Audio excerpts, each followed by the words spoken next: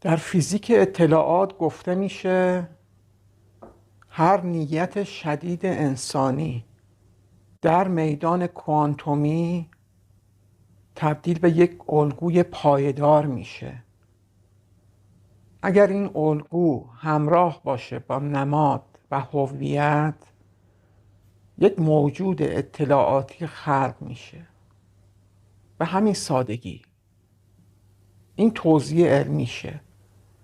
عزیزان، من در ویدیوی قبلی تحت عنوان ساخت یک خدای واقعی توضیحات مفصلی دادم راجع به ساخت ایگورگور، راجع به ساخت موجودات اطلاعاتی و راجع به ساخت یک خدای واقعی. اینجا نمیخوام توضیح دوباره بدم. پس عزیزانی که اون ویدیو رو ندیدن میتونن با لینک موجود در دیسکریپشن برن ویدیوی اول رو ببینن، بعد بیان سراغ این ویدیو. این ویدیو راجع به ساخت خدای ثروت هست. میخوایم یک موجود اطلاعاتی خلق کنیم، یک خدای ثروت خلق کنیم که حواسش به موجودی کارت شما باشه، حواسش به جریان ثروت شما باشه. اگر مشتاقید بشنوید لطفاً تا پایان ویدیو با من همراه باشید. هر خدای جدید یک ساختار سه لایه هست.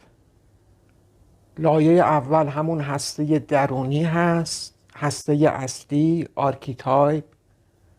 لایه دوم میدان انرژیش هست و لایه سوم نوع رابطش با واقعیت. این توضیحات رو میدم ولی سریعا میرم به سراغ توضیح ساده و مختصر ساخت خدای ثروت.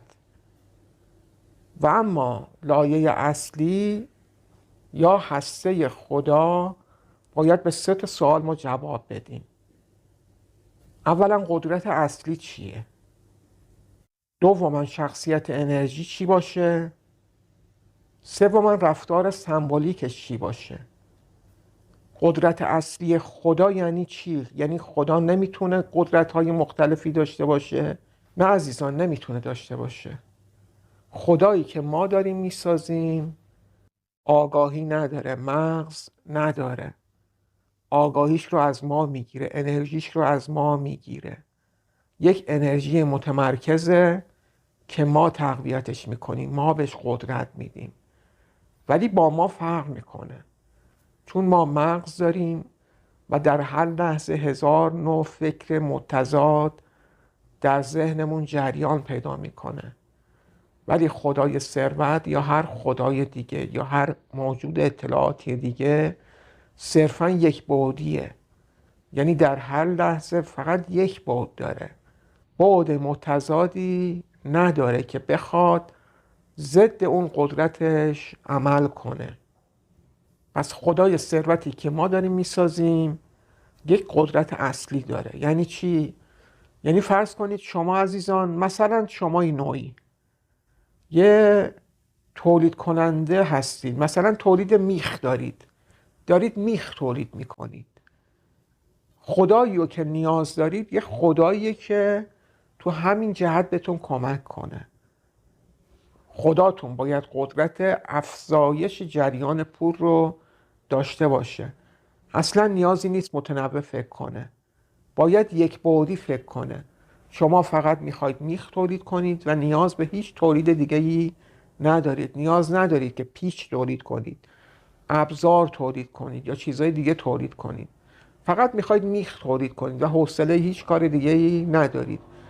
پس خداتون قدرتی که باید داشته باشه اینه که افزایش دهنده جریان ثروت باشه. همین، یعنی باید بگرده برای شما مشتری پیدا کنه، بازار شما رو بهینه کنه. یا فرض کنید مثلا یکی دیگه تولید کننده اسباب بازیه. اینجا خدای ثروتش با خدای اولی فرق میکنه.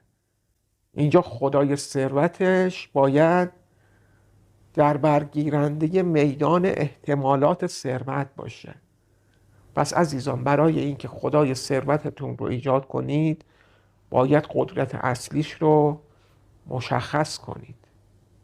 بعد از این که قدرت اصلی رو مشخص کردید، مثلا افزایش دهنده جریان ثروت، باید شخصیت این انرژیتون رو، این موجود اطلاعاتیتون رو مشخص کنید. چه شخصیت انرژیکی داشته باشه؟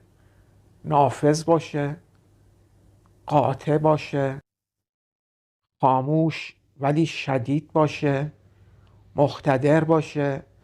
همه اینها امکان پذیر نیست عزیزان. باید یک شخصیتی باشه که خودتون بتونید این شخصیت رو بهش بدید.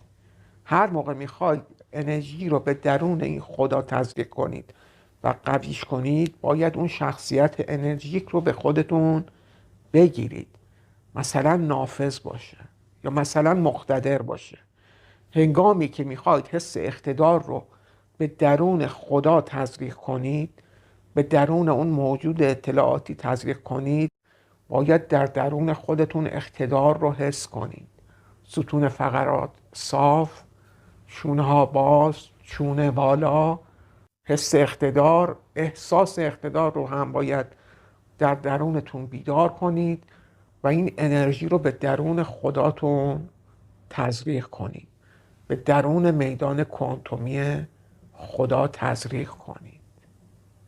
و اما رفتار سمبولیک، سومین شاخصه هسته اصلیمون، رفتار سمبولیکش چی باشه؟ من میگم هر موقع حضور پیدا کرد و خواست وارد عمل بشه، یک خط طلایی بر روی واقعیت بکشه. این خط طلایی باعث افزایش جریان ثروت بشه. یعنی هر موقع خواست به واقعیت تبدیل بشه، واقعیت ما رو تبدیل کنه، یک خط طلایی روی واقعیت قبلی بکشه و صرفاً بخواد جریان ثروت افزایش پیدا کنه. این شاخصه های هسته اصلی لایه اول خداست، خدای ثروته. و اما لایه دوم لایه میدان انرژی، میدان کوانتومیه. این لایه مهمترین لایه است و همونی هست که شما باش به صورت روزانه باید کار کنید.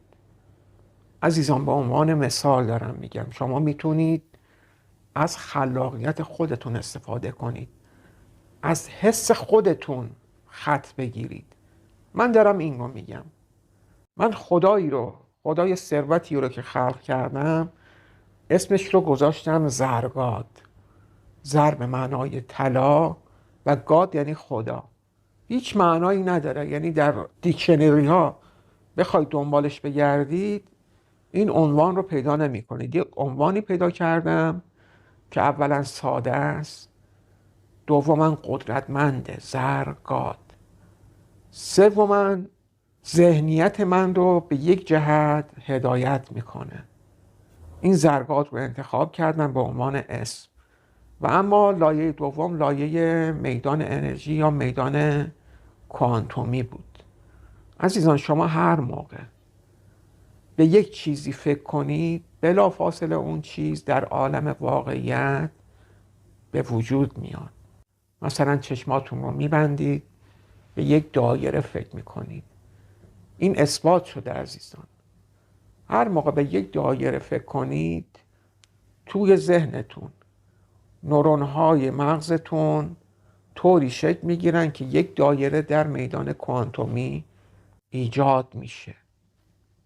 این اساس کار ساخت خدای ثروته. من برای روش کار خودم این رو انتخاب کردم. یک دایره شفاف رو انتخاب کردم. یک دایره شفاف به قطر حدوداً نیم متر. میتونه کوچیک بشه، بزرگم بشه، مهم نیست. یک دایره شفاف فعلا به قطر نیم متر. این دایره نماد خدای منه، چیزی که من به اون توجه و احساس و قدرت رو انتقال میدم. گفتم این خدا از خودش آگاهی نداره، مغز نداره، صرفا میدان انرژیه. توی میدانهای کوانتومی یک بسته انرژی قدرتمنده، پس از خودش آگاهی نداره. من هر موقع به یک دایره شفاف فکر کنم، بلافاصله نورون‌های مغزم مسیرهای عصبی ایجاد میکنن که این دایره شفاف در عالم واقعیت به وجود میاد. الان که دارم این کار رو میکنم، همین الان این دایره رو دارم میبینمش، میتونم حسش کنم. نیازی هم نیست بار اول و دوم به صورت واضح ببینید. همانقدر که حس کنید یک دایره شفاف جلوتون وجود داره کفایت میکنه. پس من برای روش کارم یک دایره شفاف ایجاد کردم به عنوان نماد خدا.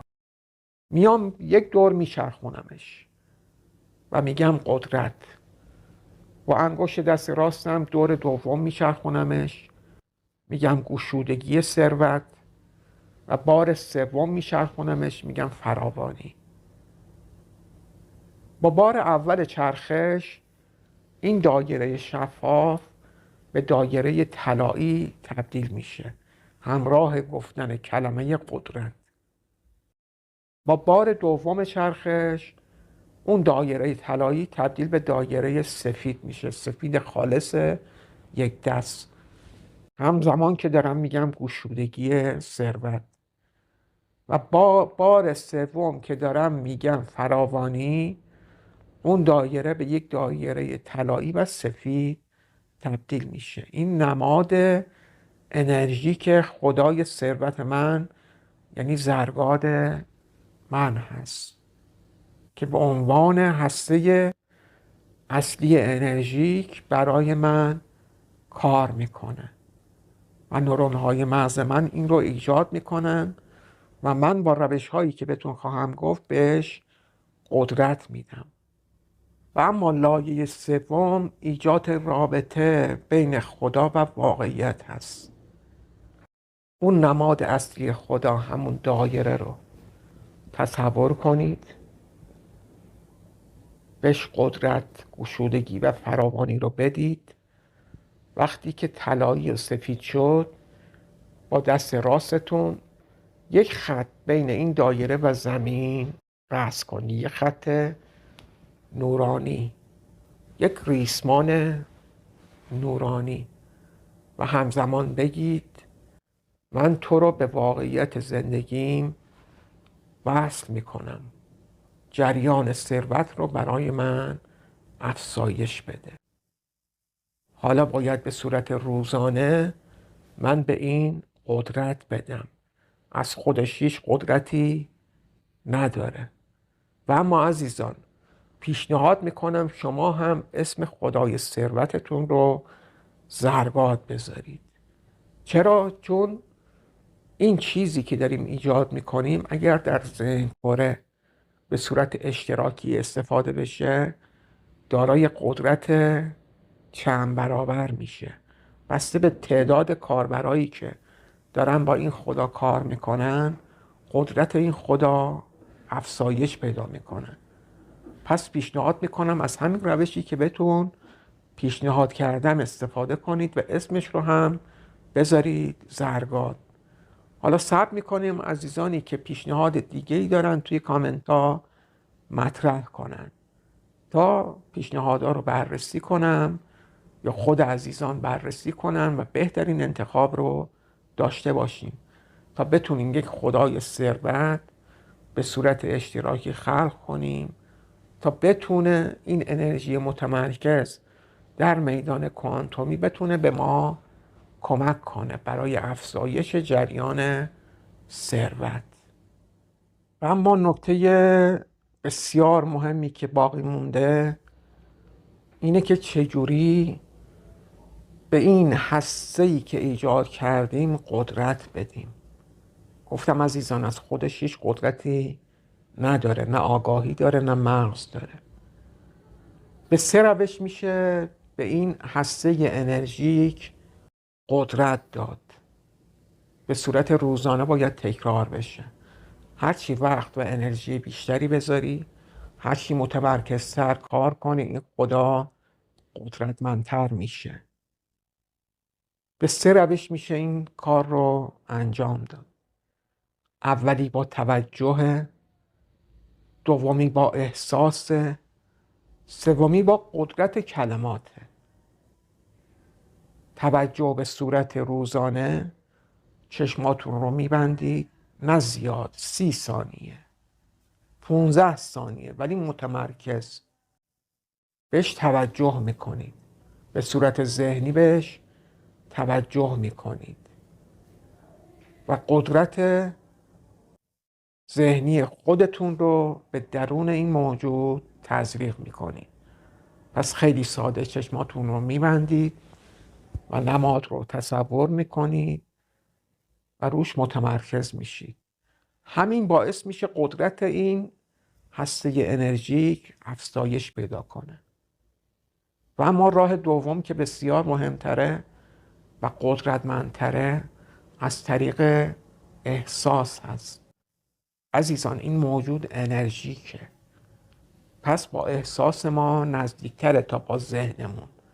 به صورت ذهنی حس اقتدار رو در وجود خودت ایجاد کن. احساس کن مقتدری، ستون فقرات صاف، شونه ها باز، چونه بالا، نفسهای عمیق بکش و حس اقتدار رو در وجود خودت ایجاد کن. بعد دستاتو بیار بالا، این احساس رو از طریق کف دستات به هسته خدا تزریق کن. اقتدار رو تزریقش کن، ببین چه اتفاقی میفته.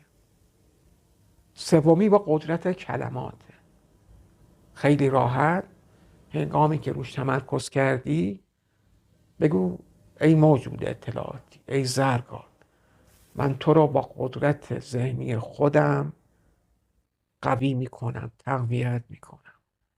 قدرتمند باش، مقتدر باش.